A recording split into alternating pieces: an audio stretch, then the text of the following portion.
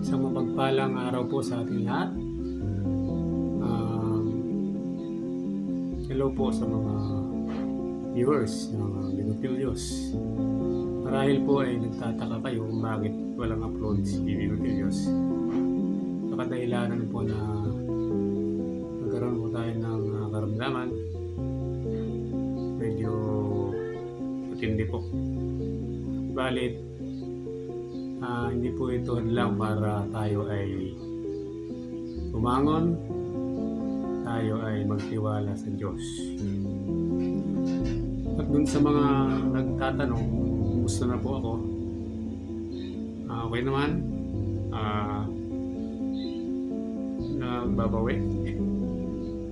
Doon naman po sa mga walang idea, ako po ay nagkaroon ng na-diagnose po ng lymphoma. Yun po isang uri ng cancer, stage 4 na po.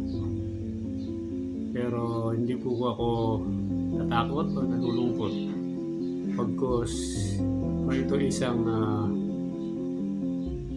aral para sa atin lahat na ang ipinapahiwatig po, kailangan po ingatan natin ang ating sarili.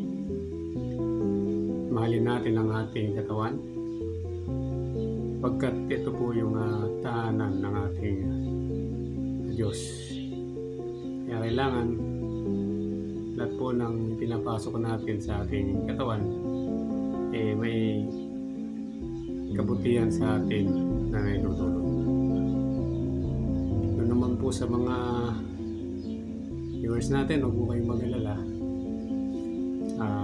Soon po makakapag-vlog ulit tayo. At gusto kong magpasalamat dun sa mga walang sawang sumusuporta, walang sawang tumutulong po sa lahat ng mga nagdadasal, nagmamahal sa akin. Maraming salamat. Baybayan po natin ang ibto susunod na vlog ni Bigotilios. Update ko po kayo kung ano po nangyayari sa akin. Sa kasalukuyan po, ako po ay nag-under chemo.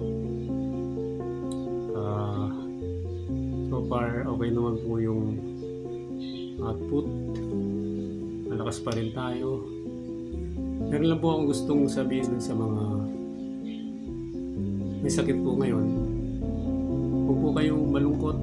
Huwag po kayong matakot. Huwag po kayong mawalan ng pag-asa. Pagkos tumayo po, manalangin, humingi ng tulong sa Diyos at magtiwala na tayo po ay gagaling.